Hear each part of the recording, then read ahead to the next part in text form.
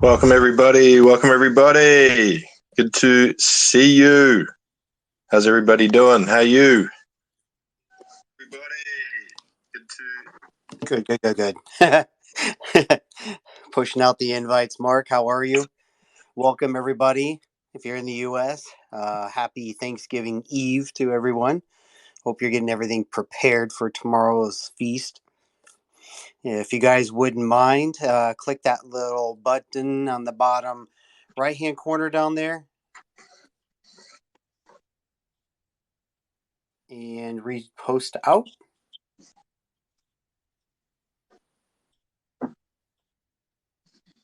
Absolutely. Yeah. Give us a share, team. Ping it out in the DMs. We'll fire this through to the Xeno Mining by Dogface Labs Discord. Let's crank it out. Great to see everybody. And today we're going to be rolling out our. We're working on the new format. We're evolving it, but it's definitely starting. So we're going to start rolling out this new format today. Vince, right? We'll give it a bit of a crack. Correct. We're probably going to cock it up. We're dudes. But yeah, let's give it a crack. Just while we're settling into the space, today, the name of the space is the SEC versus the market. And we're going to talk a little bit about that. There is a story in the news about there's been a filing against Kraken, and there was a number of different tokens that were identified as what do you guys call them? Securities. Okay, so we're going to talk a little bit about that in the news. But I just thought I'd give you some market information. So we're also at the start of the show, what we're going to do from now on as well, we're going to share a little bit about the market, just so that every day we're hearing this information, and then we can start to, even if it's just, a little bit of information daily about what's happening in the market. So the market cap today is 1.42 trillion, okay, and it's up 4% in the past 24 hours. Bitcoin is sitting at 37,431, up 3.73% over the past 24 hours, and Ethereum is at 2,067, up 5%. So we've seen a bit of a bump up in the market over the past 24 hours, which is great. Always good times, right, Vince, when the bags are going up? Absolutely.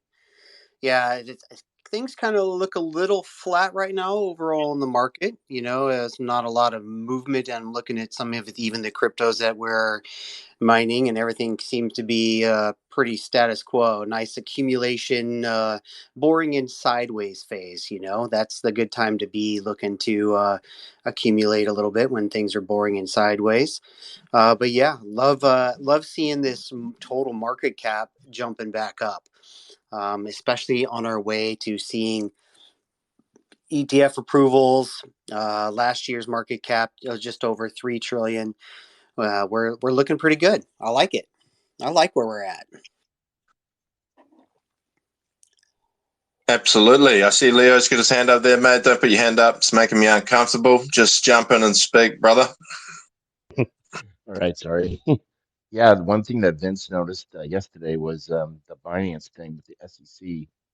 Um, so, obviously the CEO quit, and then they got a new one, and then Binance never got to court, so they just paid the fee off, and then so the thing that I saw was that it plummeted huge, and we know it's going to retrace. So I knew a lot of my friends and a lot of people took along, when it plummeted that much.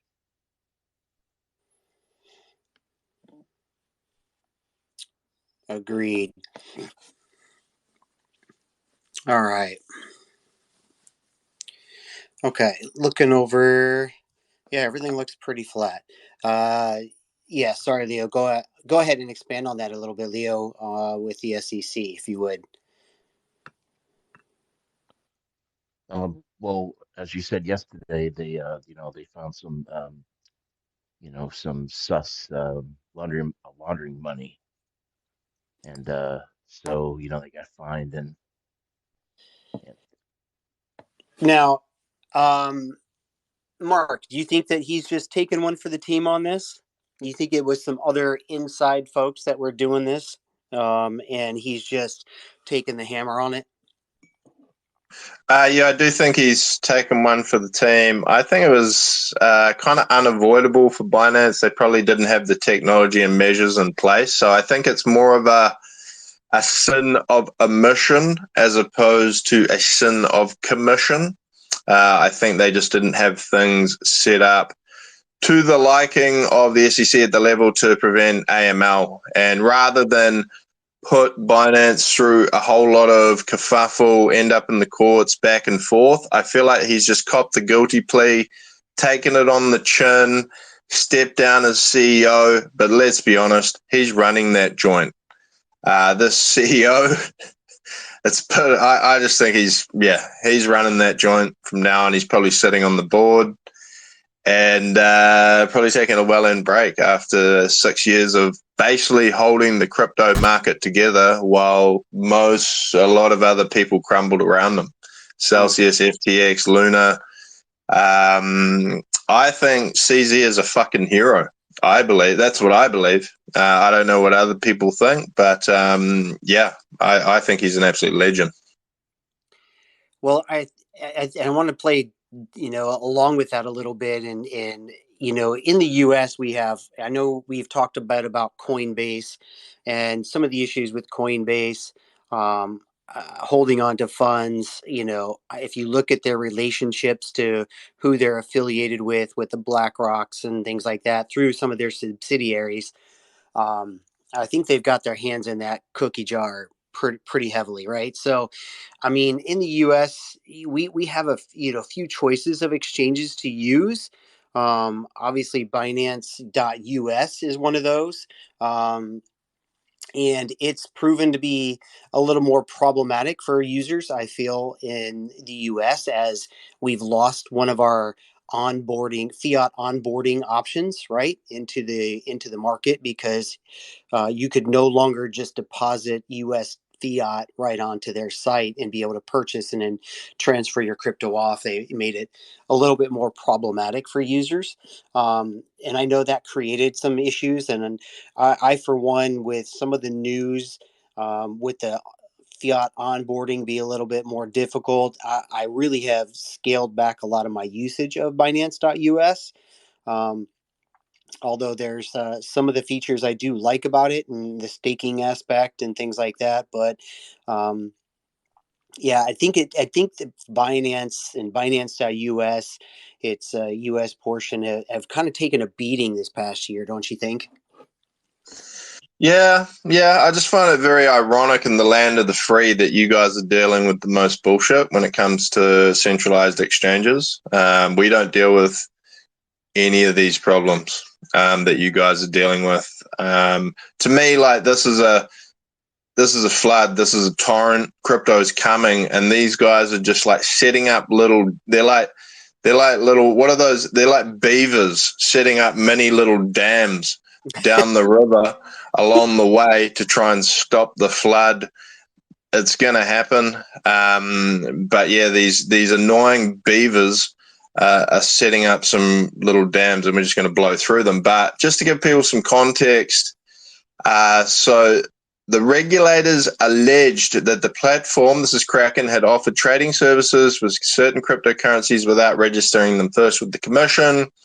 They're claiming that these are securities: Cardano, Solana, Sandbox, Near Protocol, Polygon, Avalanche, Algorand, Cosmos, Chiliz, Cody, Sandbox, Decentraland, Dash, Filecoin, Flow, ICP, and OMG Network. So it's not a small amount of cryptos, right? These guys are now starting to ramp this up, and it's going to be extremely interesting to see how it all comes to a head, for sure.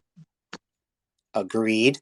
Um, I mean, some would argue that, most, if not all of these, are starting out as securities because of the way they're offered. Now, I'm not a particular expert in that realm, but I know here in the U.S. we use the Howey test, to determine a lot of that.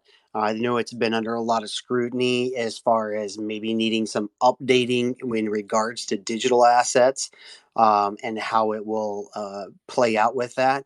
Um, I still, I'll go back to my fallback with it being that the they really want, I feel, the U.S. retail investors slowed down and kept behind. I mean, you look at the Asian markets, even what's going on over with, over in the, I think the British English court system. They're already moving forward with regulation, and the U.S. is still dragging its ass and trying to get this shit sorted. And we're supposed to have some leadership in the U.S. I don't think that that leadership is by any terms um, moving forward at any kind of pace to educate themselves and to form some good regulatory framework for us in the U.S. to be able to invest and be somewhat protected. I think once we get some type of regulatory framework, I think that that's going to bleed over. And my God, I haven't even looked at.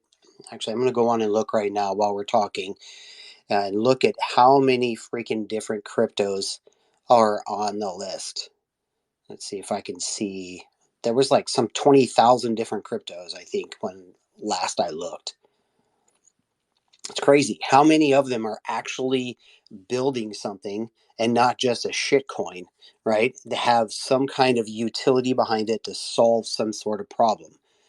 Um, and I think that's we have to be cautious as a retail investor to put your money into solid projects.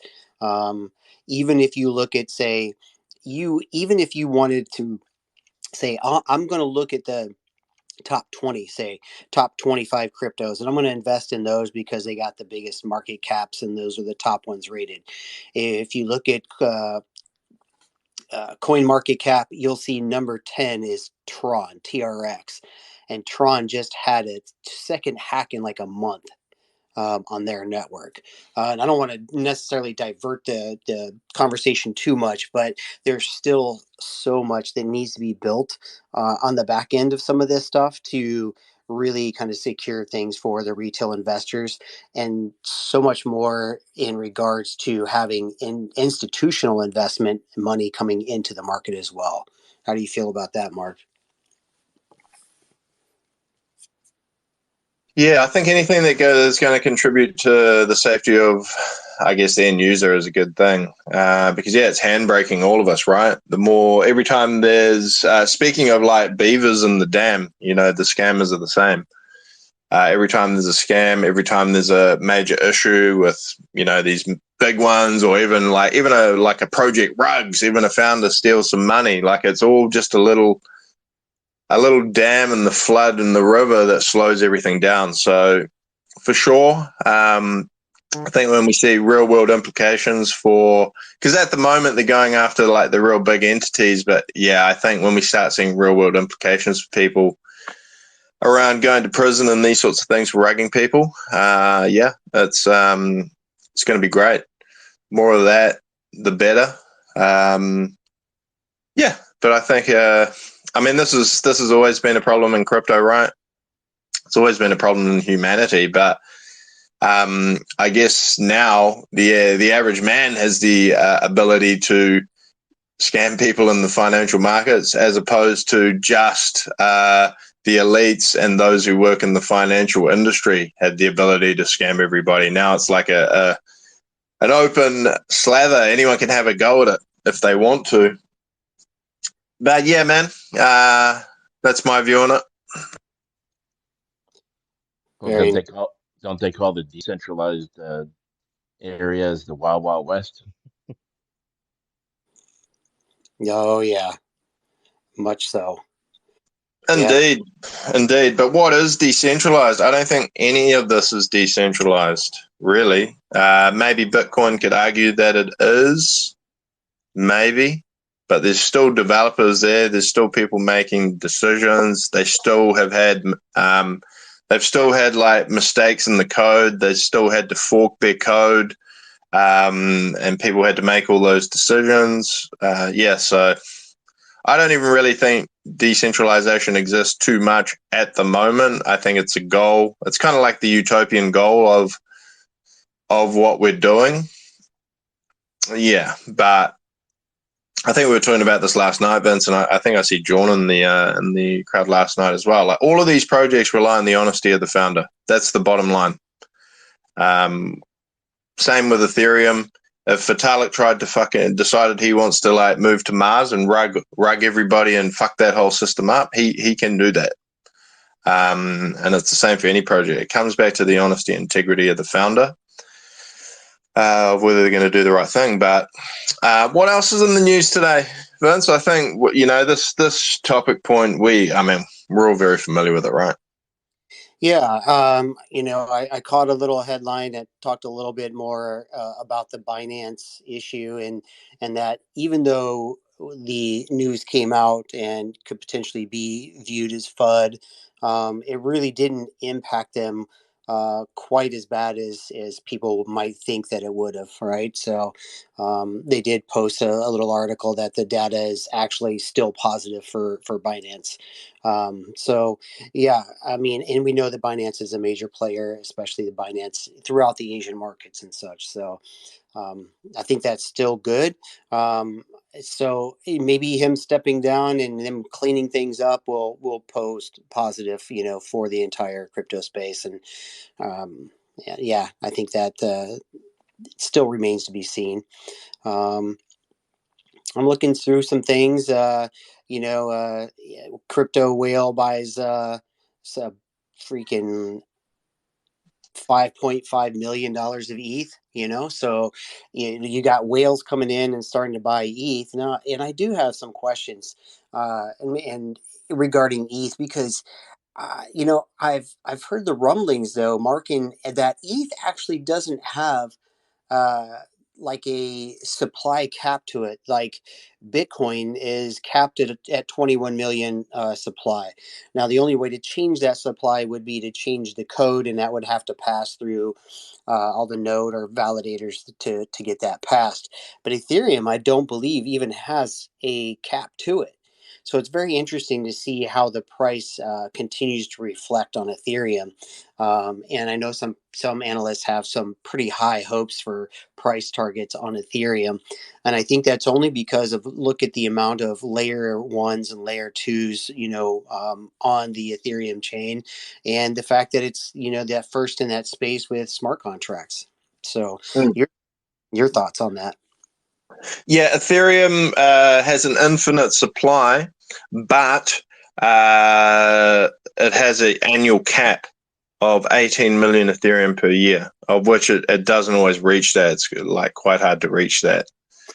So I guess, yeah, at least unlike, the US government that just likes to fucking print money nonstop whenever they want. At least Ethereum is like limiting that, and we're not going to continue to like print and print and print and kill the token. Deflate the price by inflating the supply. So I don't think that's really too relevant because that supply that's coming in on an annual basis, 18 per million per year, is not going to change even when the market cap of crypto overall gets to 4 trillion, 10 trillion, 100 trillion. It's still going to be 18 million per year Ethereum that's being produced. So I do not see that being an issue. If it was an issue, it probably would have been an issue already. So Yeah. no.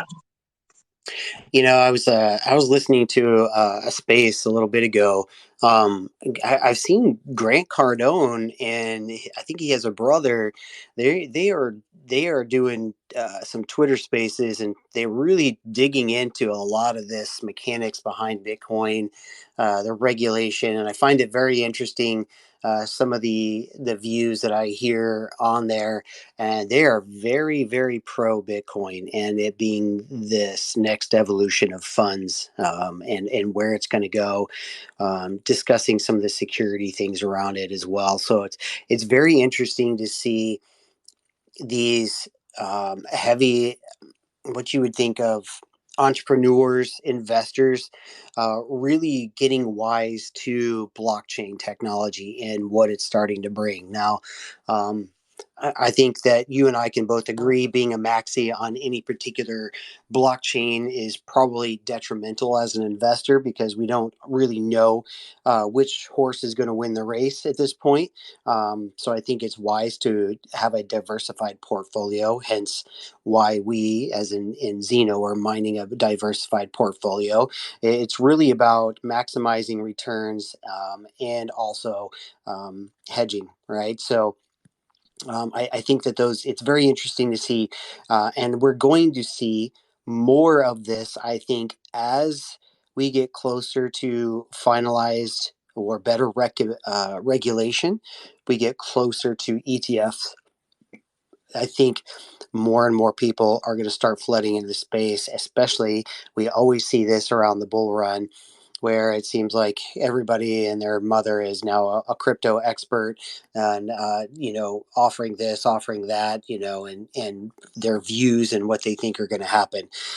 This is why I think fundamentally, guys, if you're listening, um, you know Mark put out a new course, right? It's a trading course. Um, Become wise to how the market moves. And I've mentioned this before. It's not timing the market, it's time in the market. Understanding the bigger structure of what the market is doing to be able to make wiser entries and wiser exits. Because if you're just going to follow the FOMO and see things going up, um, I heard a gentleman shared a saying, and I really loved it. If you chase green candles, expect red dildos because you're gonna get freaking wrecked, you know. And that's why I love the fact that he's put out this challenge to do this course to help upskill yourself into understanding a little bit more. You don't have to be an expert, but just starting to dig into the market structure, understanding how to look and read charts to get an overall grasp is going to help make you a better trader in the end. And even if you're not say a day trader, but a swing trader, being able to look at these macros and understand where you may be wanting to enter and look to exit is going to be a huge part for you to maximize your potential from this next bull run. Well, yesterday you brought up the idea where sometimes it's not signal, sometimes it's just sentiment. So you get the rumors that come out with BlackRock this, BlackRock that. Then all of a sudden there's like a 30% pump. But then all of a sudden there's a plummet because it was just you know, a, a false, fake news. Yep. So it's Buy the like, rumors, sell the news. yeah.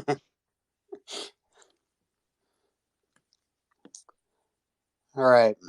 Just to backtrack a little bit there, but good points. I think back to Grant Cardone and he reminds me of Kevin O'Leary. Like those were guys who basically fudded crypto and said it was crap without doing any study. So they're for guys who are that smart allegedly that smart to come out and pretty much FUD crypto. And then Cardone was saying during, the bear market, 40% of Bitcoin holders are underwater. This sucks. And like for guys to not take, 5 to 10 hours to spend, like read the white paper, listen to, Michael Saylor perhaps, or a 2-hour podcast and get a real understanding. Those guys are fucking crypto noobs who actually just don't know much about crypto, in my opinion. Like they're noobs. They have a lot of capital because they've been very successful in a former life, but these guys don't know much about crypto. Mm-hmm. Kevin O'Leary and Grant Cardone. God bless them. Go buy a heap. Tell everybody because it's going to help us. But yeah, I think it's just it shows the caution that we have to take when listening to, I guess, influencers, people. Even Warren Buffett still shitting all over crypto and still doesn't get it. Guarantee he's got a massive bag somewhere. Well, But yeah, on that, Marco, I think he's got a lot of shares of Bank of America. I think that he consolidated some of his portfolio into Bank of America, and you look at Bank of America, and they've got, I think, something like 95 patents or some shit like that with crypto. So he may not have purchased Bitcoin, but he's definitely exposed to digital assets in one fashion or form, right? Which is a lot of times what some of these companies like Michael Saylor and stuff will do is or BlackRock is they may not necessarily buy the crypto, but they have companies that they own or control that then go out and buy the crypto. So they may not, you know, they're still exposed to it, but it's almost like they're hiding it under their skirt. for sure. Yeah. No, that makes a lot of sense. Yeah, Warren Buffett. I mean, he's very old school. Obviously, he's nearly 100. Is he 100? Close to 100. But he just doesn't. He didn't understand the value. That was the problem. He didn't understand the store of value. He didn't understand the hedge against inflation, and it just went over his head. And that's fine. He didn't get it. He didn't understand like the relation between gold.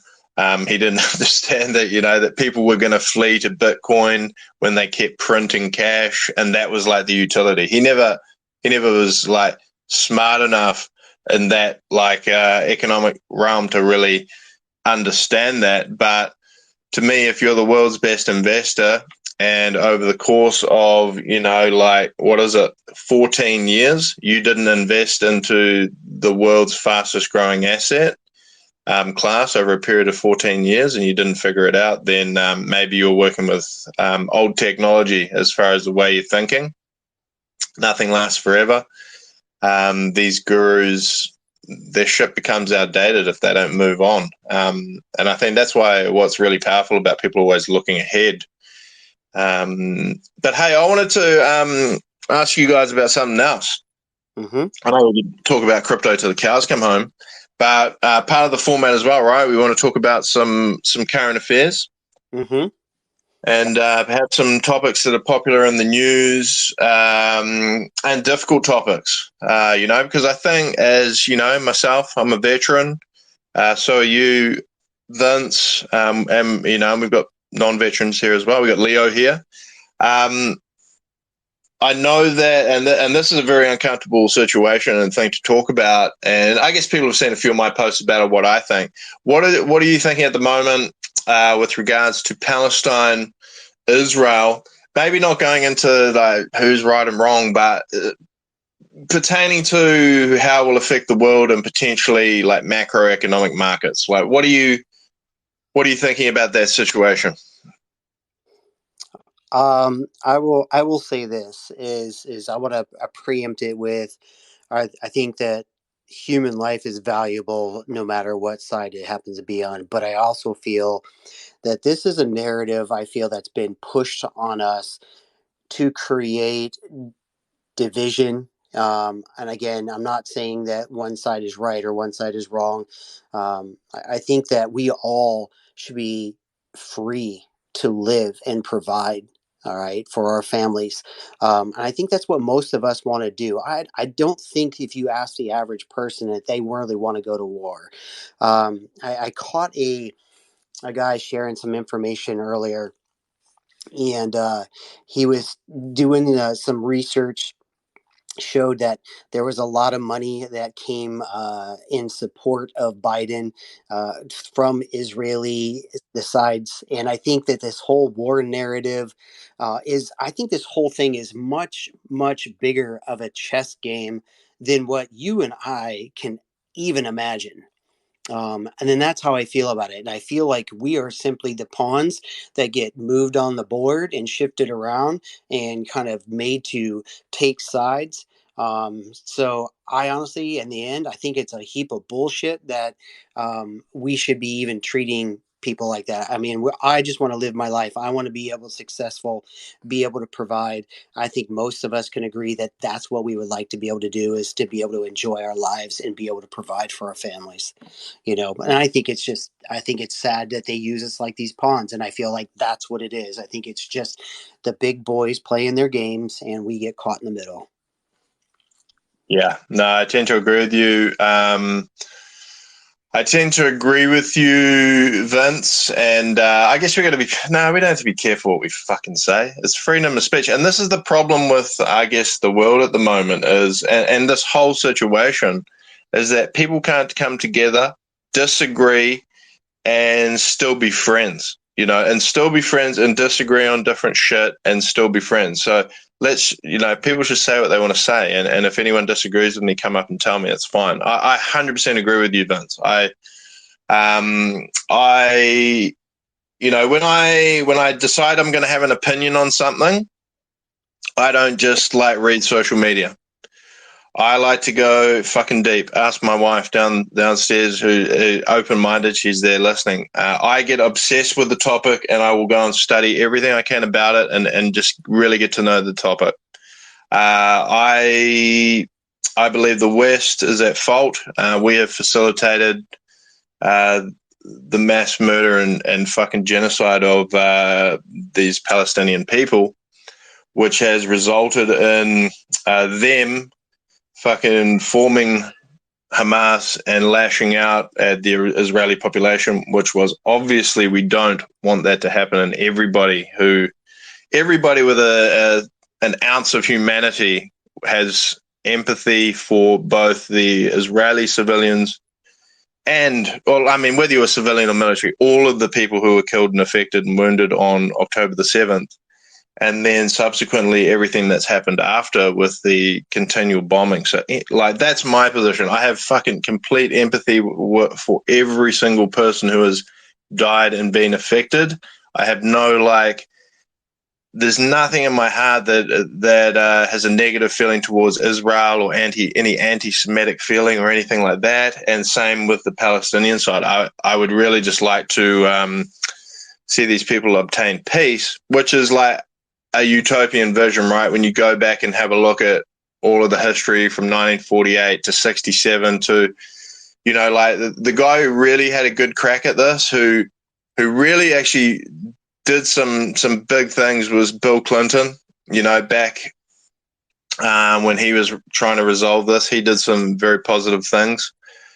I think the leadership of the West have fucking really, I guess, facilitated I wouldn't say facilitated. It means they made it happen, but they've certainly not made decisions that have been conducive to this not happening. I heard that there was a ceasefire and that there's going to be a hostage exchange. From what I read, there will be 50 hostages coming from the Israeli side, which is great. We want all 240 hostages released. And on the other side, they were releasing 3 Palestinian hostages for every Israeli hostage, something along those lines. But yeah, it's very sad to see, man, for humanity and for people. And the fucked up thing is, from my perspective, and this is my perspective, this has been happening in the 40s, 50s, 60s, 70s, 80s, 90s, 2000s, 2010s, and now this has happened in 2023. And it took Hamas to fucking commit this crazy atrocity for the world to pay attention and start doing shit about it, which is fucked up, right? And that's my opinion. And if you disagree, I respect that, and we can still be friends. No, it becomes difficult, I think, too, because I will be the first one to say that it's hard for me to have any educated opinion on it because I haven't lived it. I haven't been through it. And not studied enough to kind of understand the full dynamics of it. I know that I have people that I'm connected to that are Palestinian by descent and Jewish by descent, and there's still some you know, it's the way that the media tends to portray these things that I think is the common denominator that they don't like, right? That people are being misled and then feel like, oh, this is, all the Israelis are doing this, and then Hamas this and Hamas not representing Palestinian people. And then, if you look at the Jewish faith and them, they wouldn't want to be fighting anyway as the true Jewish faith, right? So I think it's so easy to mislead people, and I'll be the first one to sit back and go, I don't I'm going to claim ignorance. I don't know shit about it because I haven't lived it. I don't understand it enough to have a educated opinion, except for the fact that people are being slaughtered and lives lost itself that's an atrocity, period. In this day and age, why do we need to have this, period? Yeah, yeah, man. It's sad, and I mean, I know a bit. I've know a bit. I've studied a bit. I'm certainly not an expert, not an academic, right? So I know a bit, but people keep saying this. I think part of this conversation, which I think is completely wrong, which people keep saying is, oh, it's complicated. I'll tell you what's not fucking complicated: bombing a hospital with fucking kids in it, or bombing any building with. That's not complicated. Mm-hmm. That's not fucking complicated. Anyone who's saying it's complicated, that's not fucking complicated. Um, if there is a terrorist cell hiding underneath that fucking building, those people in that hospital working there who are staff, people looking after people, they don't have a fucking choice whether those terrorists went into there. And to bomb that place and bomb civilians in that way, that's not complicated. All right? Bombing fucking kids and killing kids in the way that they're doing is not complicated.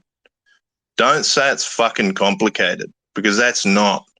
Sure, the wider issue is complicated, but the actions that have been taken are not fucking complicated, in my opinion. Right? It's like, if you want to get those terrorists, sure, targeted bombing, whatever, dude, like, gets it, but get on the fucking ground and go in there and like get them.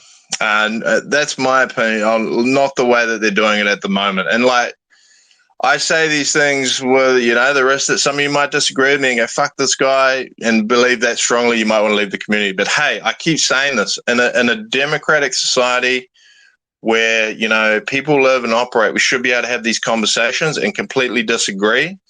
This is the thing that's fucked up about New Zealand. I think you guys have probably got the same problem, to the point where like people disagree politically or on issues and then become enemies. It's bullshit. Like, we could all agree or disagree here, and then still be friends. Yes, Mr. Cease. I won't be leaving the community, but I was wondering if because I thought I had some conflicting information on as far as the bombing of the hospital. Maybe that happened, but I was hearing information from different sources that, I mean, they did put troops on the ground as well to go into it and clear room by room and stuff like that, even with translators and stuff like that. Did you hear anything pertaining to that as well?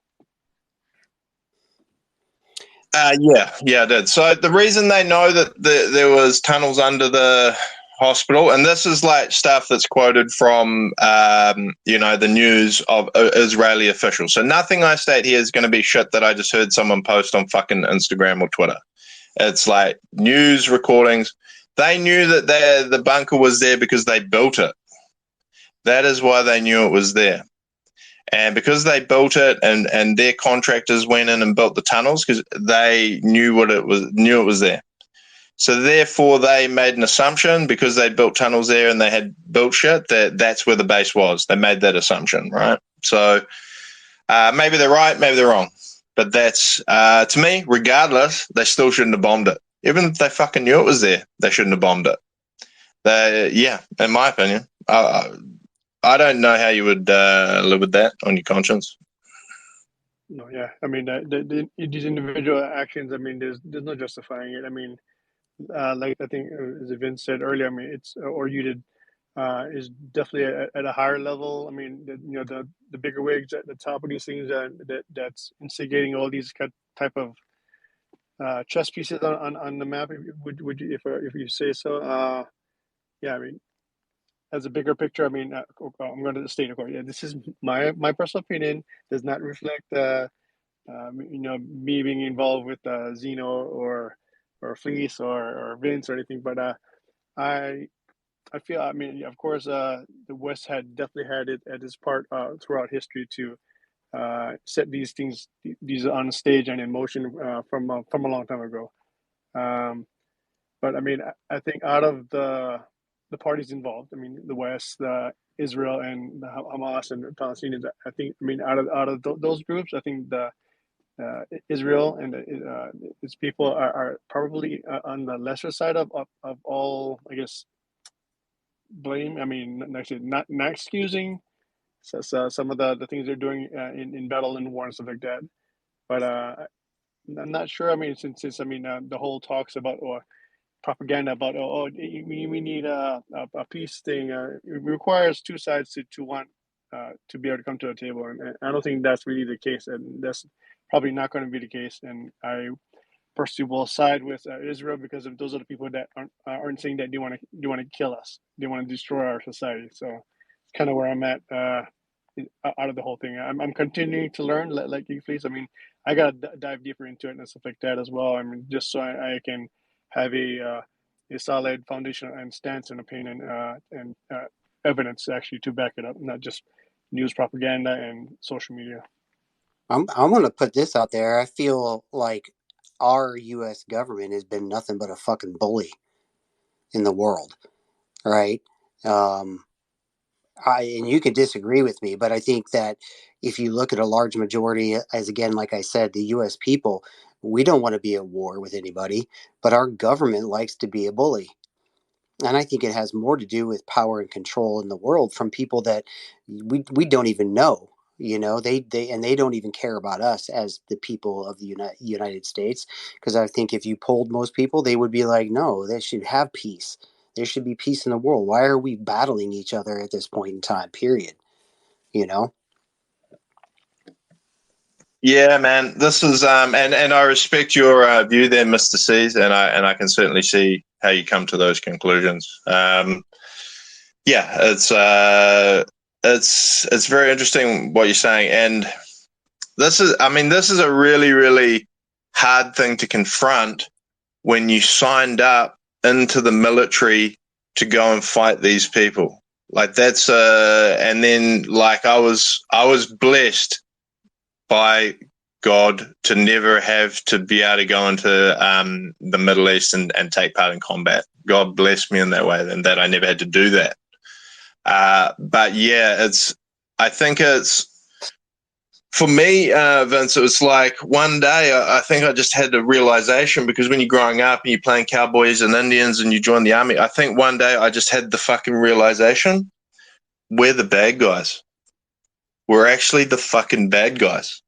And it's a crazy thought. And, you know, part of that was I actually know a friend of mine. He was my striking coach. He used to take me for kickboxing sessions, and his wife is Persian, Iranian, and she ran me through the history of Iran, you know, and how that came to be essentially what now is considered a terrorist state, and how the United States were involved in a coup, and that used to be just like an extremely friendly, happy, fucking peaceful place that was, you know, a mix of, I guess, Christians, Arabs, and it wasn't the place that it is now, where it's severely oppressed by these fucked up, crazy, like I guess what you would consider the extreme end of Islam. Yeah, so I've started to think, fuck it. And now I'm not sure, but I'm just starting to think maybe we are the bad guys in a lot of this, because fuck, we've implemented a lot of suffering on a lot of different countries, right, around the world since World War World War Two. It's been pretty bad. Yeah. Yeah, I think it's,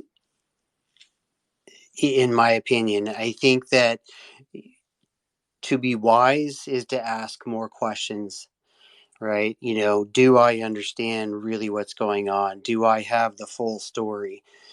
Do I understand the full implication of things that have happened in the past? How would I feel in those same situations, right? I think it's still at some point you have to have some compassion, because some of these things have been outside the people's control. They're forced upon them, right? And I heard you talking about how it transitioned from like a peaceful state to this division and terrorist, and the first thing that came to mind was, um, the drug war from back in like the 80s and stuff, where how much of this was over poppy field control, a drug trade for pharmaceuticals with opiates. How much of it stemmed from that just bullshit. Tons of it, man. Tons of it. And like, I think it's fairly common knowledge now that the CIA were bringing drugs into, what is it, the black communities. That's accepted, isn't it? It's just crazy that these people are, I don't know where they get their morals or ethics, but that they will do things, literally with people's lives to try and manipulate society for the way that they want. But yeah, that 1979 movement in Iran, where essentially it was, an Islamic regime came on board, is like one of the key pivotal moments that has led to a lot of the terrorism that's happened over the past shit since then, 40 odd years. And clearly for them, they feel they're justified in their actions, and fucking clearly for us, we don't. So therefore, we went over and whipped their ass. But, well, arguably, we whipped their ass. But, yeah, these situations are messed up. We could even talk about Russia and Ukraine. I don't know people's feelings on this. I think we're in a position where we can have a conversation about this. What are you guys' thoughts on Russia and Ukraine in the same way? This is affecting you guys so much because you guys are literally funding both of these wars. Not you directly, but the American taxpayers funding these wars, at the detriment of your own citizens and your own systems and your own infrastructure. And how is that going down amongst the people? You guys cool with it? Bullshit. We don't want. I don't want my tax dollars funding this crap. It's our liquidity is just being sucked out of the U.S. economy when we have. Oh God, what was it the other day? The going back to the amount of money that was from that movie, Dumb Money. There was so much money that's been spent in Ukraine over and over and over again, and it's been for the amount of money we spent over there, we could have easily homed like all veterans here in the U.S. We could have given all homeless, much more than that. The people from the disaster in Hawaii could have had new homes, right? With all the money that we've spent over there for bullshit, we could have put into our own country to take care of our own people. And I feel like that in itself is just a huge slap in the face to us, the taxpayers, where we're basically being told, hey, um, you get taxed on your wages. You got to pay taxes on your vehicle. You got to pay taxes on your home. You got to pay taxes for the roads you drive on. You got to pay taxes for this and pay tax. You pass away, you got to pay taxes. You transfer your assets when you pass. There's tax. You are taxed every time you turn around. For what? For them to waste this money on other bullshit. You look at Yeah. the Yeah, sorry, I'll jump in there while it's in my head because I might forget otherwise. But yeah, I'm glad to see John's coming up too. He's actually, a man who is entitled to an opinion, being a combat veteran. So I'd really love to hear from John. But yeah, it's very, really, really interesting that the Hawaiians are to receive $700 US. I was listening to this in the Joe Rogan podcast with The Rock. So they're receiving $700 US for that entire thing where they just lost everything. They still haven't been fucking paid. And so the Rocks organization have come together and they've formed their own charity to assist. And they're like them, a private entity, are paying $1,600 to these people per month for like something like 6 months to help these people get on their feet. So, yeah, if I were an American citizen, which I'm not, I would be disappointed in that. But John, welcome, brother. Yeah, I've been listening to everything everybody's been saying. It's 100% factual. The military industrial complex that is going on and running in this country is so hungry, and it like never seems to be fed enough. So it's almost like with this country, it's like after a while, the only thing that ever happens is like, well, we can't make money doing this, can't make money doing that. Only thing we know how to do good, repetitively in this country is bomb and kill brown people, no matter where they are, who they are. That seems to be like one of the major pastimes in the United States, especially with the military industrial complex. Yep. Wow, that's crazy, bro. That's interesting that you have that view, like having served, and you are. I mean, you've been in the thick of it, right, in the Middle East. What was your impression when you were there on the ground as a young man doing your job, and now that you're back and you've grown and matured as a human being, what are you thinking now? Has that changed? I can, well, let me break that down kind of point by point with the question. Like before I got there, I was scared, but was a little naive. And then actually, when I got there, I thought what we were actually doing was good and it had a purpose because I was just doing route clearance. So we were just basically looking for IEDs that were planted. A lot of the times when we, one of our major finds one time, it was one of the nationals, one of the Afghani people flagged us down and was like, told us like, hey, there's a bomb there. There's a bomb over there. So once that started happening, you start to see that you're actually just helping people. And it's more like, yeah, we're an occupying force there, but it's almost like we were trying to deal with a bad gang in a city. And you basically kind of brought the National Guard in. Like the people that live there en masse aren't, terrorists. They're just literally people trying to just, survive. Like I believe where we were stationed at, the average household over there earns about $42 American a year. And literally a box of MREs is like $50. So that will be like, giving somebody 30 grand in this country or 50 grand or something like that. So while you're on the ground, you can actually see things that you're doing to help and not just, go over and mindlessly, kill everything or anybody. But at the same time, we were also working with the ANA to kind of turn the country over back to them, and we were training those guys up. So towards the end, it was more of, after we, set our goal of what, we wanted to do in the area, then we started moving into handing it over to the people that actually live there, training with the ANA, the guys in the blue uniforms.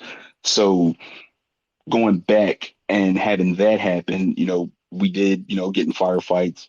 People, friends got hit with IEDs and stuff like that. A lot of people in my company, thank God nobody passed from my company directly from that, but people definitely got TBIs, definitely got Purple Hearts. So then doing that and thinking, okay, I did something. I actually made a difference. We went up, fought against, with the Taliban or whatever terrorist group was in that area and operating in that area. And we made that place safer while we were there for not just ourselves, but the actual population there. Then to come back and a few years later and then see that we basically signed a deal, a peace treaty, like a treaty with the Taliban after we were always told we don't negotiate with terrorists or we don't work with them. They're the evil people. To now just have somebody come in and basically buddy buddy with them and then give them God knows how many billions of dollars worth of equipment, guns that they could be using to hurt other people that we actually tried to help. Like it just a big slap in the face. Like after you went there, blood, sweat, and tears. This space was downloaded via spacesdown.com. Visit to download your spaces today. Put that in there. Kind of felt good that you did something to then only come back and see that everything that you were supposed to be fighting for and standing for was just spit in your face. And then it's like, what the hell did we actually go there and do for? Like, what did we accomplish really? I mean, it pisses you off. Man, that must be so frustrating for you. How did you feel when the withdrawal was happening, when you were looking at that footage on, I guess, on TV and kind of you, because you've met the people and you met the actual people, you know the implications of the way that withdrawal happened for the population. I mean, how did that make you feel, that whole withdrawal process? And the fact they left 42,000, well, I mean, it was hundreds of thousands of pieces of kit, $7.12 billion worth of kit. I mean, it must have been just so frustrating for you. Yeah, it definitely was.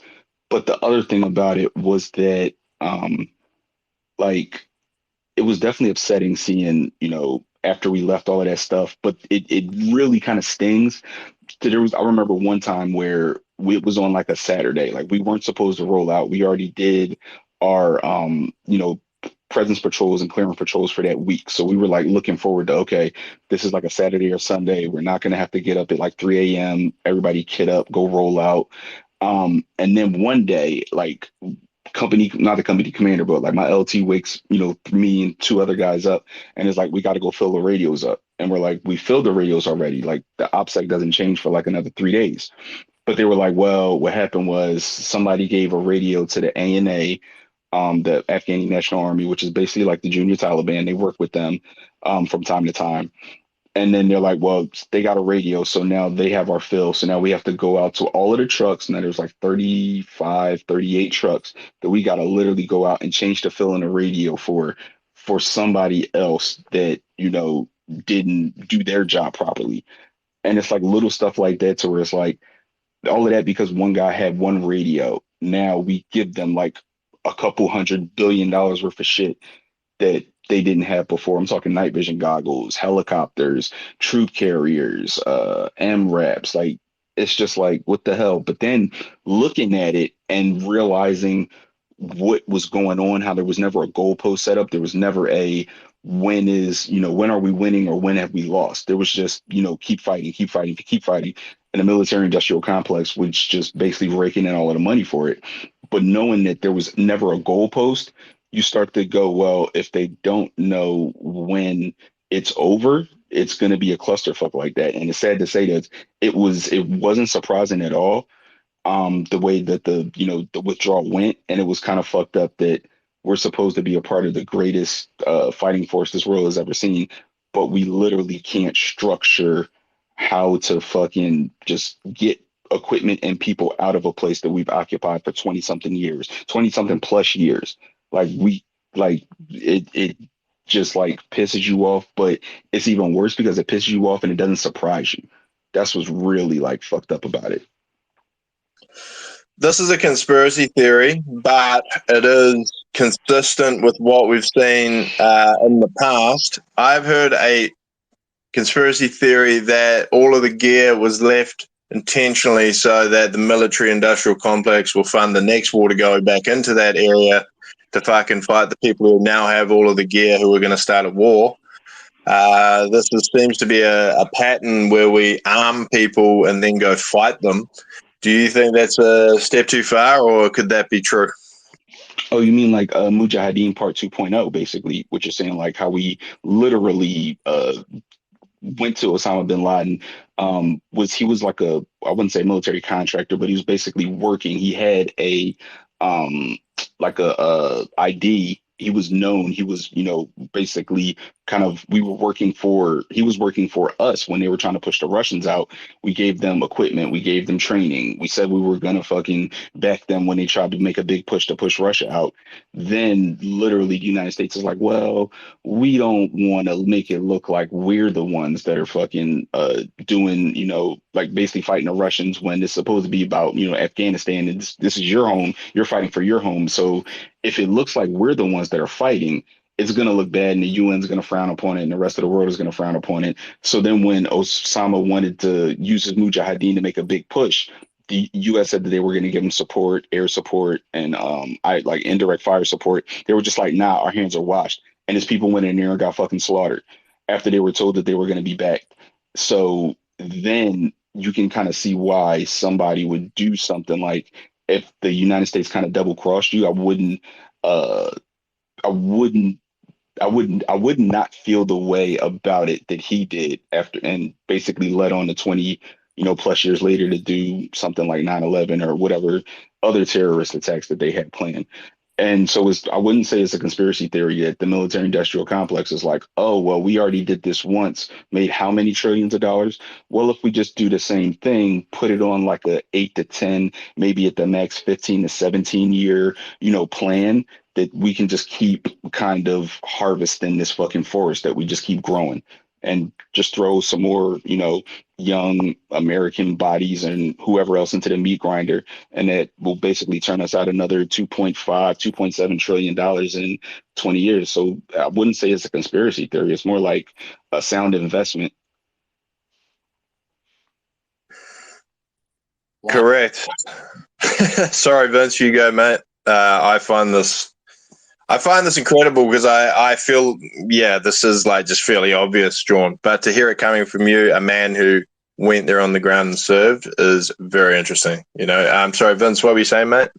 Well, I'm sitting here listening to this, and I think of the title that we have, or had in the beginning, with the SEC, and it's like the enforcement of regulation, or regulation by force, right? The U.S. doing the same thing, just with a billy club going out and just beating people over the head, saying this is what we want you to do, but then having no clear fully understanding on the back end of it. It just reminds me of what the SEC is doing right now. You know what I'm saying? To tie it back to how we started tonight's conversation. So, and it's sad because I think that John Wick is probably spot on. If they time it out, you got a next, the next evolution of fighters are now grown up, and they can be groomed and bred right through social media and mind control and influence, and to be taught to, okay, well, this is what's going on, and all right, yeah, you should go fight for your country, and it's all completely fucked up.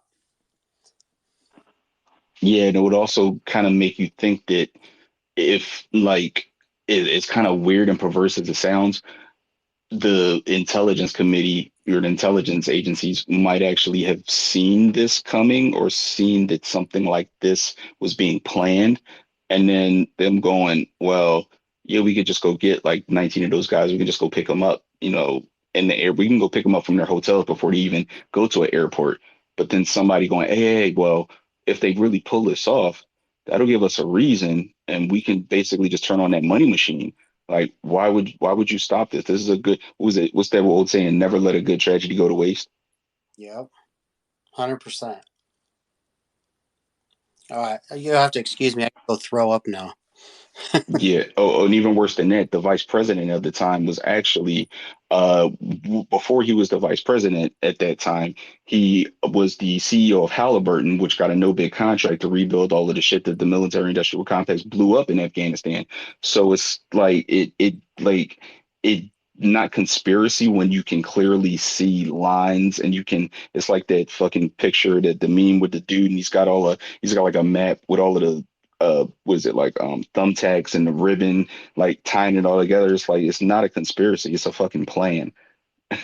Or I wouldn't say it's a plan, meaning like somebody would orchestrate it, but it's almost like, um it's like somebody, I wouldn't say somebody's in the United States is like orchestrating it, but they're just letting it happen and then reaping the benefits, or putting things in place because they know something like this could happen. So it's like, well, almost like people that's like, well, there's a like if you got a friend that likes setting fires. It's like, well, I'm gonna fucking put fire insurance on my house because this fucker just likes setting fires and he's gonna set fires. So why don't I get insurance? Because this is just something that's gonna happen anyway. I might as well profit.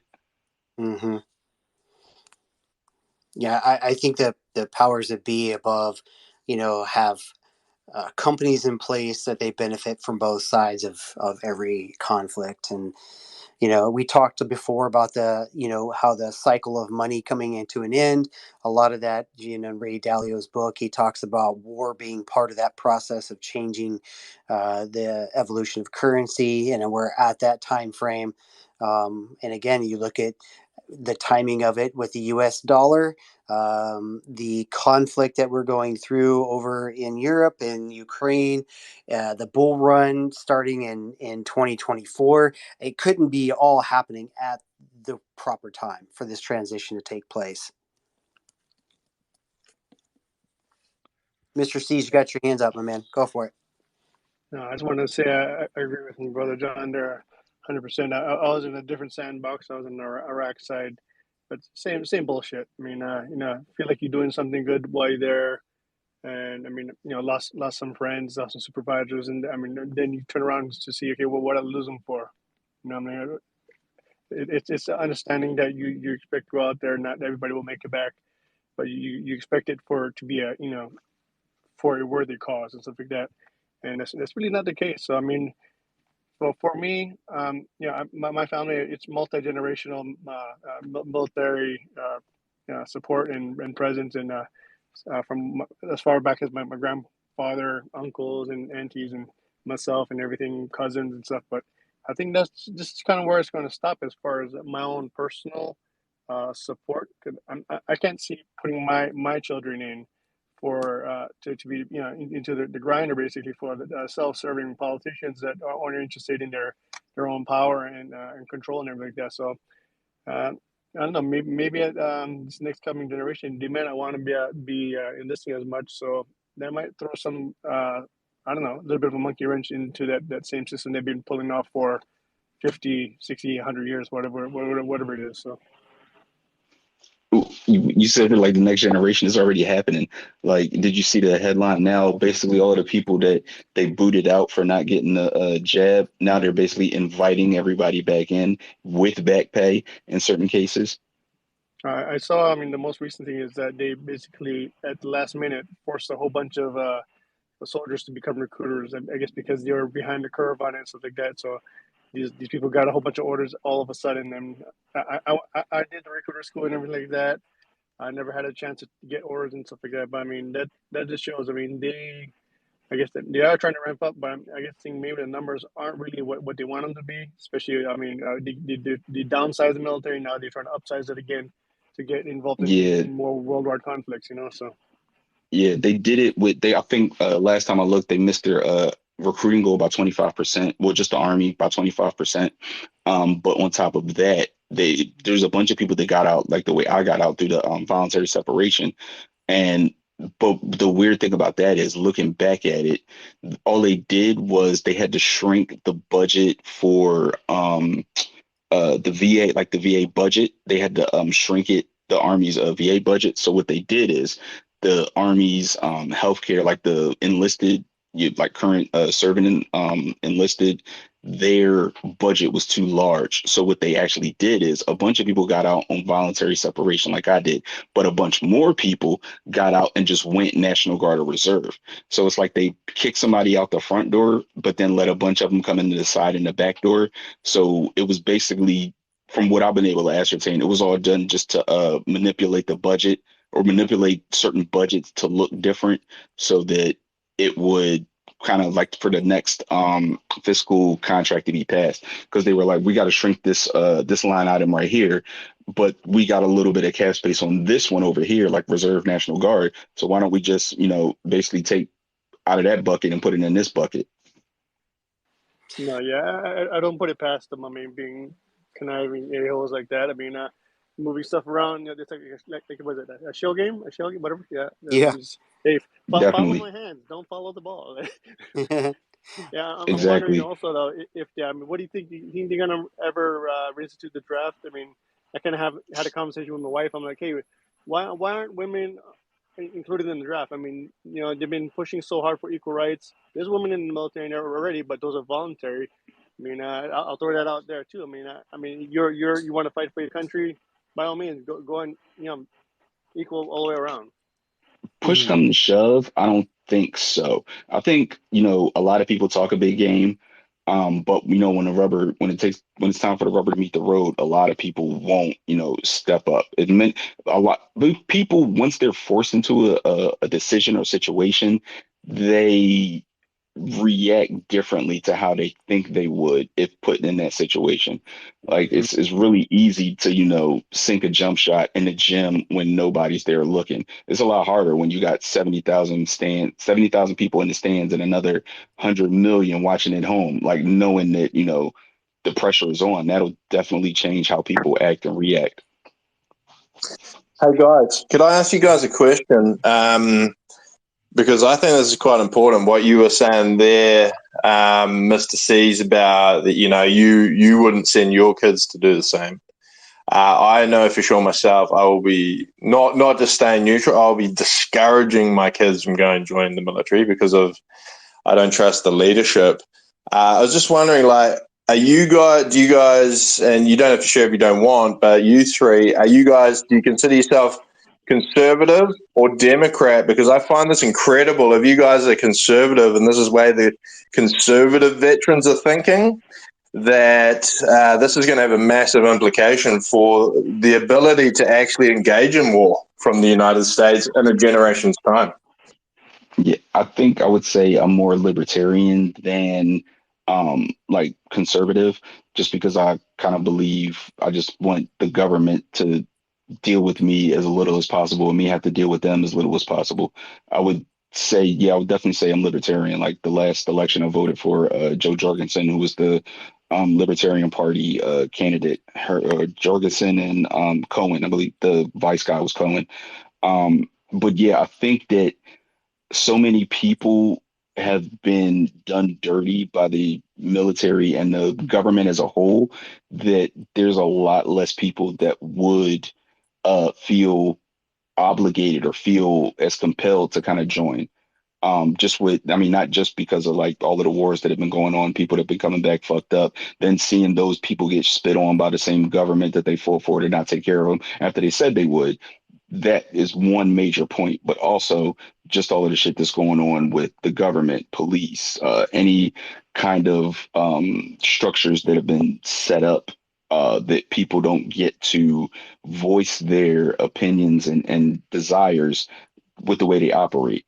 I think that all of that is going to be a big factor of it. To answer your question, I think yeah, um, it would definitely change how the military would have to conduct warfare.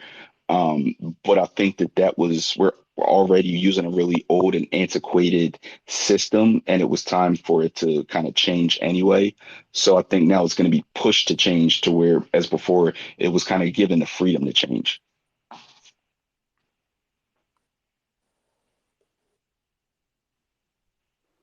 I'll throw my 2 cents in there. I mean, I guess I would consider myself conservative if I had to put a category on myself.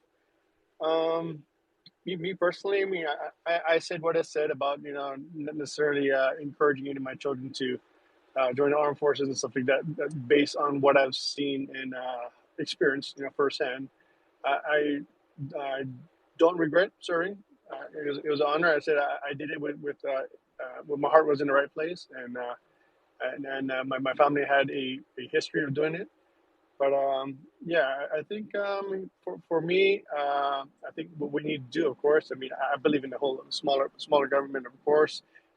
We should definitely go back to working on our first, of course, the smallest family, community, local government, and so all that system that up top needs to be changed from the bottom up. I mean, you can keep trying to change the top, but if the bottom's not fixed, there's no strong foundation. Like how we've had in the past. Not to say it was perfect, but I think it was definitely different.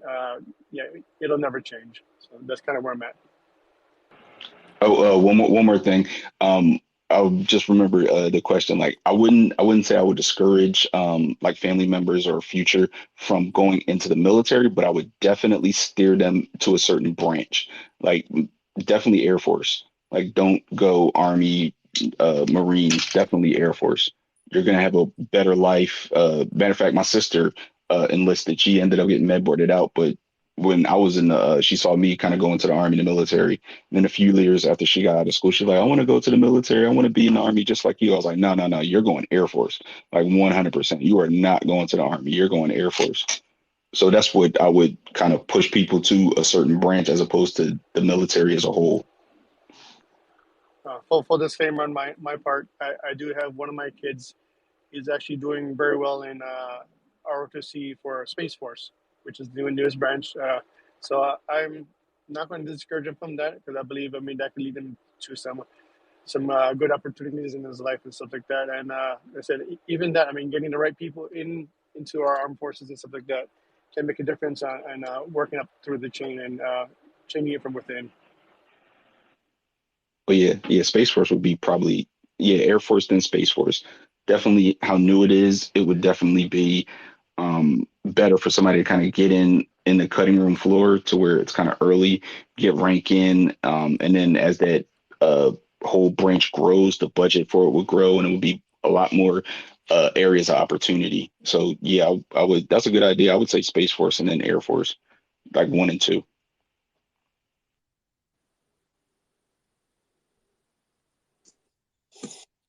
Space Force. We can thank Donald for that. Thank you very much. How about you, Vince? What are your thoughts, mate? For me, Yeah, I mean, you have kids. You got, or just cats. yeah, I have a bunch of space cats at home, and my boys are older; they're in their early 20s, so um, I'm not sure that I would encourage them to follow that same path. Considering the state of things, and I think that to kind of listening to some of this talk, it reminded me of something I saw earlier that um, you know the I feel like there's an attack on the people. Um, than this, and this is kind of going off in a different, kind of topic. So I don't want to. Yeah, I'll just hold back on that. Do So, it. Do well, I was watching something. I was doing a little research here, and in New York, just 2 days ago, they overturned a quarantine policy that basically, from my understanding, I was trying to do some more research, allows the government to come in and say, you know what, you have a disease and we're going to quarantine you. You don't know how long we're going to keep you. Um, you have to take these experimental drugs if we deem that it's necessary for you to take them, and you have no say in the matter, um, with no restrictions to it. Oh, you mean New Zealand COVID policies? What are you talking about? Yeah. Yeah, it was basically like the what is it, the Patriot Act 2.0 with the instead of the military industrial complex, now it's the pharmaceutical industrial complex. Yep. Yeah, and then I think this is I think we find ourselves on a very slippery slope, and it's um I don't know, man. I think it's you're going to see a lot of upheaval from these things. You start trying to pull kids out of homes, parents are going to get pissed. Um, I I cannot. I'm stunned that this is what our country is coming to. So I know I Yeah. kind of diverted the Oh topic a no. little. Man, I think that this industrial complex thing with military and, as John Wick said, the pharmaceutical complex has just become so powerful now that it really is become more problematic than anything when it comes to securing freedoms around the world for anybody. Yeah, I think like that law was still on the books. I mean that's wild that something like that ever existed. But I think when push comes to shove, the one thing that a lot of people don't kind of count on, especially like, well, people from the other parts of the world kind of see it before most of the people in this country do. There's way too many guns in private ownership for the government to really start to push.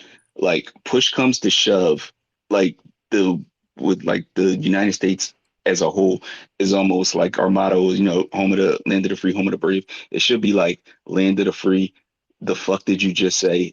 Like, because that's like the attitude of America is like, wait, you said what? No, I didn't like no, fuck that. Like that should be on our flag. Nah, fuck that. Because after a while, people would just go, nah, like you, no, and then they go keep pushing. It's like, or what, or because I got a gun too. Like we got guns too. Like it, yeah, yeah. It doesn't. It won't go that far. They'll try, but it won't go that far. Do you think that we've lost enough of our toxic masculinity to prevent that from happening? I think we've, There's, you would think, but I think like America still has enough rebel spirit in it. Not the I would say that it's definitely more of a minority now, but hmm just the rebel spirit that the United States was founded on is still alive and well. Um, and it shows its teeth every now and then with certain things. So, I mean, Bud Light, for example, or the COVID things, for example, like it got kind of far, but then after a while, people were just like, nah, fuck that. And the governments and the institutions were like, okay, okay, all right, yeah, you're right, my bad, I overstepped, and then they'll kind of back off a little bit. yeah. All right. I don't, Mark. I know we've been going for almost an hour and a half now. Do we want to touch on any kind of community updates real quick before we look to kind of hopefully wrap things up? I know we're trying to keep these short, but I know the conversation today was pretty I don't want to say intense, but informational. I think it's great conversation to have, because it shows that even we can agree on some points, disagree on others, but again, still have the conversation.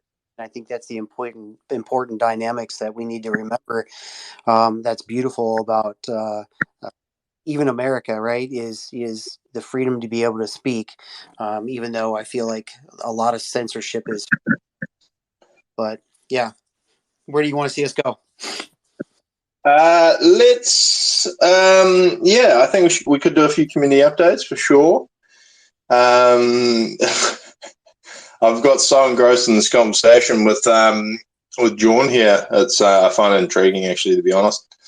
But yeah, I don't know, John. Have you got anything? I mean, you're an OG. For those, I mean, I'm sure everyone knows John, but yeah, John's been around forever. Like one of the original Dog Day OGs, day one when we launched way back in the day. So yeah, I mean, have you got any questions there, John, or about what's going on? I know you're super busy.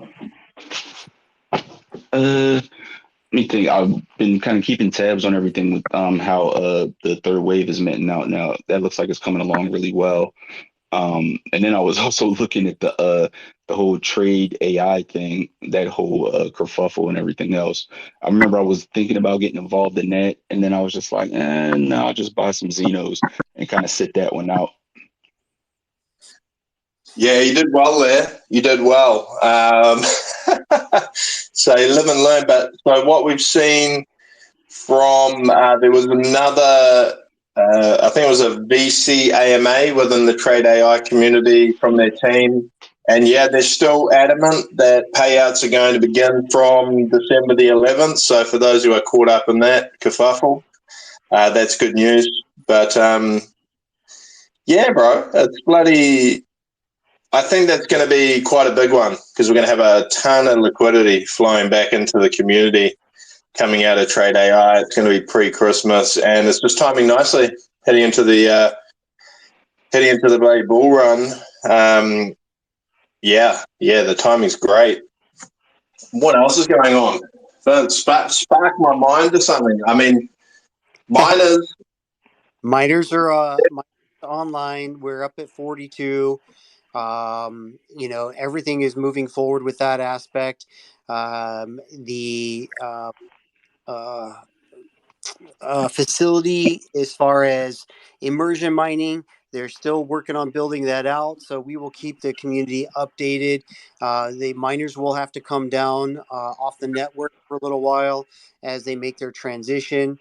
It's about an hour and a half, 2 hour commute, and hopefully those machines then hopefully will only be down for an inter-day, right? But I say that in hopes, but there's always more logistics that goes on in order to do this, right? The machines have to be taken down in an orderly fashion, uh, maintained, the inventory packed up, shipped, traveled, unpacked, and then hooked back up in an orderly fashion, right? So it's not just a, hey, let's unplug this, put it in the car and drive it an hour and a half and plug it back in kind of thing. So there will be some downtime during that, but I think for us and the team, being super excited to be able to get this immersion up and running and increase the hashing rate of the machines by the firmware on them, boosting up those rewards, and looking to do that, especially right going into the new quarter, the new year,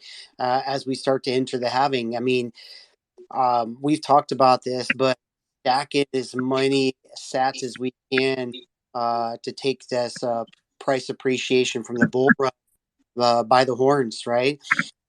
Be watchful in the community. Um, there's going to be a lot of talk as far as strategies, as far as when folks may want to take their profit, right? I'm going to be a big proponent of, doing it in little increments, set your limit orders to sell, so that you guys can potentially maximize what you're able to do, because we don't know where the exact top is going to be. We can try to guesstimate that through technical analysis. Fleece, with the new course for December in this trading course, some of you are going to become educated in that. I did have a conversation with one of the community members earlier today that is really brand new to trading, who did suggest that we have our like own internal kind of review, like debrief courses for this, Fleece. So I think that's a great idea for any of our community members who might be new trading, that maybe we'll just hop in DC or VC, and do some screen sharings and discuss some of the lessons that they learned inside that trading course, so that they can expand their knowledge. And I know I would be happy to help with that as well, because I do love educating people. I will be the first one to say that I don't know everything, and I'm okay with saying that, because I'm in a journey of constant learning. So we can do it together. I have my own experience to share as well, but I think it does bode well for us all to come together and discuss and debrief these and continue to learn. So some exciting things from that standpoint. I've already mentioned it to you, Mark, but I think seeing some of the exciting things coming out from the Root Network, that we have them on and have a discussion with them and what they're building, especially with us looking to launch an RP collection. Um, and with that, might be in affiliation the Root Network and that direction. So I think we have a lot of good things going on that our community should know, that we're constantly working in the back end on some of these things and strategizing to build a better community for you guys, a better reward system, a better user experience as well. I don't know if there's anything you want to add to that, Fleece, that I did touch on, because I feel like I just blurted out a diarrhea of the mouth there. Yeah, man. Let's touch on the education side, and then we'll also touch on the XRP side. Help keep me on track if I get a bit off track. But yeah, for sure, with the education side, I mean, a good way to get education is to stand with your legs wide apart and allow someone to kick you in the balls as hard as you can. And that's how most people get their education in crypto, through getting rugged or whatever. I believe there's probably a smarter way to go about getting your training than getting kicked in the balls and learning that way every time. to me, the way is to educate yourselves, right? So when I came into the space, I'd never used Discord. I didn't know what a smart contract was. Knew NFTs were cool because they made money and that we could facilitate building a DAO for veterans. It's about the extent of the knowledge. It's fair to say 30 months later, I think I've served a fairly decent apprenticeship on NFTs, as has everybody here in this space. Now, then we went and educated ourselves on crypto mining. And this reminds me a lot like the military, and the military guys here will understand. When you join the military, you enter as a recruit, then you become private ball bags, and you know nothing, and you have to go through courses. So in the New Zealand Army, I'm not sure how it works for you guys, but we have a thing called banding. Every rank has a band 1 to 7. When you get to band 7, you can then step up to corporal. Become a corporal, complete the courses, complete the banding, now you're a sergeant. Now you're a sergeant, complete the banding, the courses, you're now a staff sergeant, etc., etc. So it's a really cool system because every single soldier is on a level footing. You can't get to the next rank without ticking the boxes and doing all the courses. There's absolutely no way to promote without doing the courses. Okay, and this is what a lot of people don't understand about the military civilians. They think we just go there and play fucking cowboys and Indians. No, it is a place of learning. It is non-stop fucking coursing, learning, technical skills, like particularly from guys like myself and John, who are engineers. It's high-level shit, you know, demolitions, fucking bridge building, like plant, like proper engineering, building shit. And that's the same with this crypto side. So I'd say, look, we're now corporals. We're moving up towards the rank of sergeant. We have a pretty good handle now on crypto mining. We started at we did well because we started at probably like above intermediate level because we had a couple of guys who happened to be like pretty damn near like fucking expert, you know. So as a community, we've all leveled up and we understand the technology around immersion mining, hydropower, flare mining. Like, you don't underrate all of bits of knowledge that you know, because tomorrow night for you guys, Thanksgiving dinner, go in there and start talking about immersion mining and the technology and watch their minds get fucking blown out of their heads when you talk about it. Now, the next one that we're going to tick off is this trading side of it. And what we're looking to do here is just learn the indicators so that we can understand when things are overbought and oversold. Okay, we're not trying to get fancy pants and do some crazy shit. We just want to understand how all of these indicators work because it's going to make us smarter as a community. So this is where we're at next course, and it's not going to stop. So if you want to become a fucking lieutenant colonel of crypto and just continue to do ongoing learning, well, you're in the right place, because this is I don't believe in being stagnant. I don't believe in not learning. It goes against everything I believe is in my ethos of just sitting there and fucking knowing the same shit. So that would be coursing. How's that? I went so hard, someone left. Getting our bands. Yeah, the cuss meter was going off the ranks there, but as far as XRP, things are really exciting. Once again, we've developed another skill set within the team. We were going to go out and outsource the art, but we decided to build the art in-house. And guys, all I can say is you need to get some XRP in your wallet. The art that is coming out, have a look at Sam's legendary there. Sam's got the legendary. I'm very jealous of it. It's a Signals character. I think it's a Bobcat. Signals Bobcat. So every single piece of art that will come out in the XRP collection is going to be one of one standard legendary quality art that is dope as shit. You are going to be like, whoa, this is like next level. And that's where we're heading with the XRP Army collection. Something that's exciting is, these partnerships take a while to form. So we're We've been working really hard to form this partnership with the Futureverse. They got 54 million in funding. They've got their VC arm. Our application's in. And I'm working extremely hard to close in on that partnership.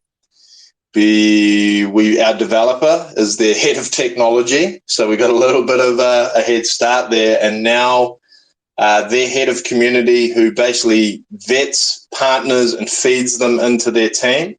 I've had a couple of conversations with him, and he is set to come and attend our team meeting on Monday, where he wants to come in and just observe what we're doing and get to know the team. So we're forming really, really strong bonds and alliances with high-level communities and people in the space. But hey, it might not happen, so we don't put our eggs in that basket. We're continuing to look at other VC opportunities as well, because everybody knows, hopefully everybody here knows, and if you don't, you should know, we have our own facility. That facility is in partnership with Elite. It's placed inside their facility. We're essentially putting our facility in their facility. It has capacity for 150 miners, which exceeds the capacity of Collection 1, right? So we know we're covered for Collection 1, part of Collection 2, as far as miners go. But we have now identified a piece of land, and where we believe very strongly that we can get our own facility built out for under 200K, probably in the vicinity of 150 to 200K, complete build out with capacity for thousands of machines, which then allows us, obviously it sets us up for capacity for our future ecosystem, but we will be building a B2B and B2C client base in this commercial facility, which is going to, drive business for the entire ecosystem and move the brand forward and just give us way more capital to do what we want to do as far as helping veterans, but also creating opportunities for everybody in the community. So, yeah, there's just, I guess, continual big shit happening for us in the space, in the background, because we just continue to do the right thing, and that's what happens. It's what my business mentor told me back in the day. He's like, Mark, just every day, get up and just do the right thing and do good work every day. It happens. And I've followed that principle, and it's very true. But what else, Vince? No, I think those were the two major topics. I will say this, as we continue to grow and add these other services, I know are looking at other things to, as far as 501c3, some of the benefits that Leo has helped bring on board. I know I spoke with somebody in the community today that they were not aware of some of these extra benefits that we were offering, because they just didn't spend a ton of time in Discord. But I did give her Leo's name to reach out to, told her about our intake form, and at least it would be worth the time to see if they're getting all the benefits that we can help them receive for them as well. So I think those little things like that turn out to be big things in IRL, right? To be able to give somebody resources and potentially have more options for them to get more education, feel more comfortable with the things that they're doing for benefits, I think helps add a huge amount of utility. But not only utility, but more importantly, just value, and not necessarily a monetary value, but just intrinsic value to the project, right? So that goes a long way. Yeah, big time, man. It's a tough one, right? Because, people came into NFTs and they bought across a wide range of projects. As far as our project, they're like, cool, I got my crypto mining covered. Dope. Sweet. What they should be doing, of course, we want them to do is come and engage more and understand how the tokenomics and everything works so they can maximize their profit. But unfortunately, some people don't do that, and that's fine. Okay, at least the NFTs are there and they're still going to earn. As far as the 501c3 goes, we had a really, really good meeting this week with a couple of gentlemen, and we were discussing the establishment of our 501c3. We're essentially trying to find out, okay, is there any difference on where we set it up from state to state? As far as the 501c3, it's done at federal level, but then we're going to need an operational entity that's going to do whatever we're going to do in the veteran space.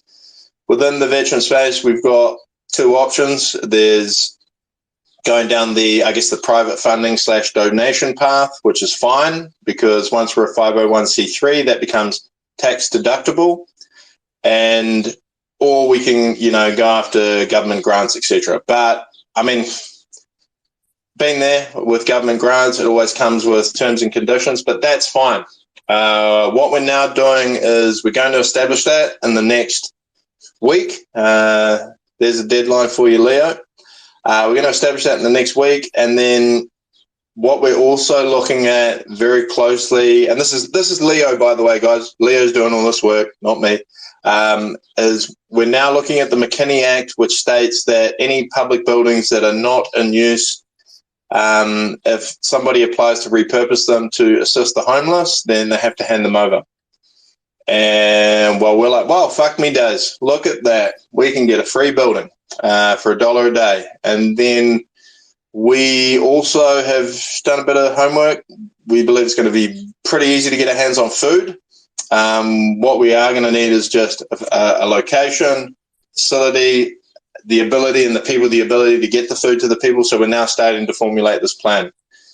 I see this being an integral part of like the stepping stones towards getting us into our retreat, because when the retreat happens and that's built out, it's not at that point I want to start how to start applying for grants and funding and all that stuff. Now we want to get that established so that when we hit the ground, all of our systems and funding is in place, and we've got the money to pay Dr. Spade's trailer. We've got the money to pay the therapist. We've got the money to supply the food. We've got all of that through donations, as well as, keeping in mind we're donating 10% ourselves. So that is underway. That is exciting because we're just one step closer to helping with the real problem, which is what we're here to do. And we've been stuck in the trenches, right? Just focused on this commercial side.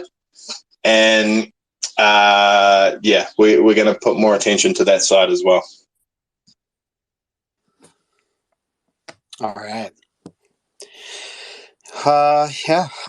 Man, that's a lot to take in. A lot of stuff, a lot of moving parts.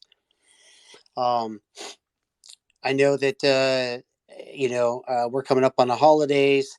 I'm happy to see that Trade AI is going to be hopefully releasing these funds for those of us who are involved in XCP. I feel like that's been kind of a little bit of a hindrance as far as us keeping some cash flow moving. And we'll be looking to make another purchase of a set of miners and keep growing. I'm excited for this stuff. This means that we'll actually be able to not just talk about these things, but already putting action to making these things happen, which is exactly how we roll here at Xeno and Dogface Labs, right? We have delivered on everything on the roadmap. We continue and will continue to deliver. And thank you to our community. Big one, man. Yeah, we just keep delivering and we keep showing up. Every week we're here at this community space, no matter what. Whether we had a good week, a bad week, if shit went wrong, we're still here. Shit went great, we're still here. Trade AI didn't pass, we're still here. Like, there's no hiding. Whatever's happening, we'll let you know. There is literally no problem that this team won't overcome. I mean, that's the confidence that you should have.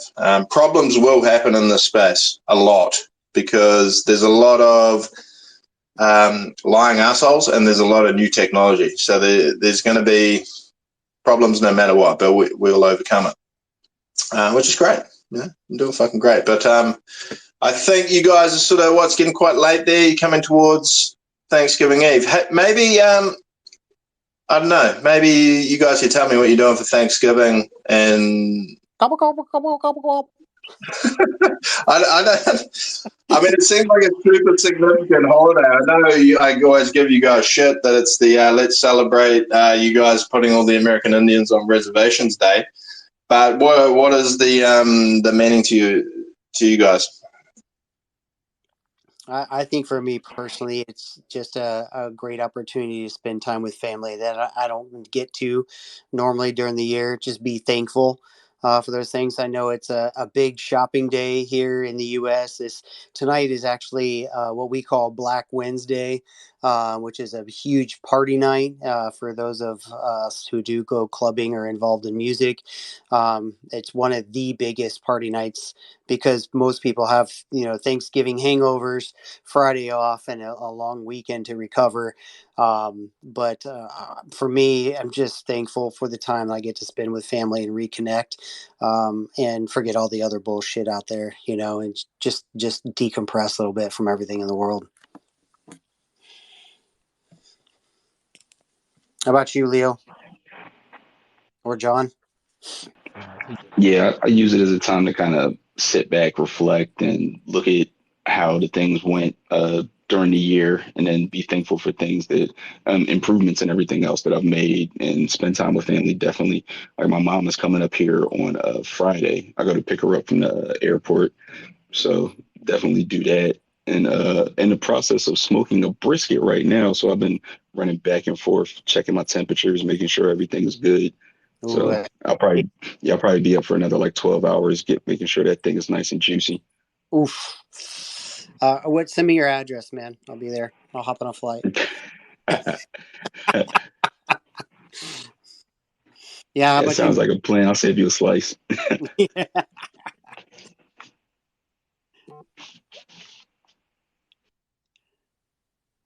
I don't know if there you go, Leo. yeah, I think it the family thing is a huge, and the gratitude, and just the remembrance and thankfulness, and just the real life, with your family and hanging out. We're stuck in the investment world and the virtual world, and when you shut everything off, shut Hollywood off, and just be with people you love that love you, it's awesome. Cool. Mr. C's, how about you? For me, I mean, it gives me a real chance to just kind of take a breath, pause, and I mean, remember my why.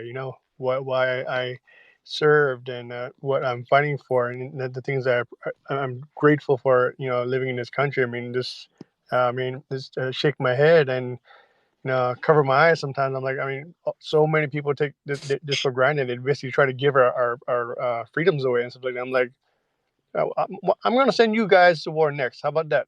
You guys don't like your freedom. I'm gonna send you next. You can fight for it. And they don't. A lot of people don't appreciate it. I mean, I've noticed it. I noticed a cultural shift and everything like that. So, but yeah, no, definitely. I mean, being surrounded by family and loved ones, even friends. I mean, even if you don't have husband, wife, or children, stuff like that, surround yourself with people that care about you and that you care about. I think that's really important around this time of year as well. Perfect. Yeah, I know, Mark. They don't. I don't think they celebrate Thanksgiving Day. They're just going to go out and play with the sheep, right? Yeah, we don't have something specific like this, like a day of gratitude. I actually like it. It's very cool. Yeah, no, we have like, I guess, your typical like armistice, the 11th. We have our Memorial Day for the Anzacs for World War II. But no, everything's kind of just Christmas. Outside of that, it's Easter, Christmas, New Year's, but there's no like, true, time for reflection like you guys are talking about, which is it's a cool thing. It's very cool. If Fleece, when we have the retreat, when we bring you here, then you can celebrate with us. Yeah, we're Absolutely. gonna whiskey and turkey. There you go.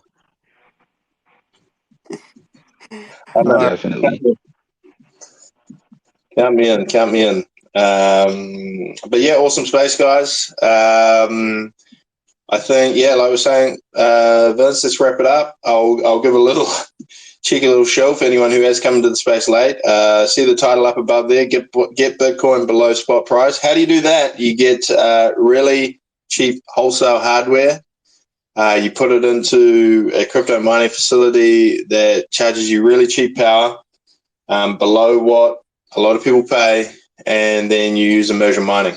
And then we back that with a fractionalized NFT. So we're democratizing access to wholesale crypto mining, which is like, it's near impossible to get access to, even within other crypto mining projects and NFTs. They're not doing that. So, yeah, if you want to get Bitcoin below spot price, come in. And I would say come in and check out the server, do your due diligence. Nah, fuck that. Just go to the website, zenitmining.com, and buy one. And then do your research later, like most NFT degens do. Okay. At least you'll be earning from it, for crying out loud, instead of just a picture sitting there doing jack crap for you, you know? All right, guys. Well, thank you, Mark. I appreciate that. Yeah. Click on the Xeno Mining PFP, follow the official links, hop into Discord. If you feel like doing your due diligence, yeah. Otherwise, there are moderators and community in there that can answer questions as well.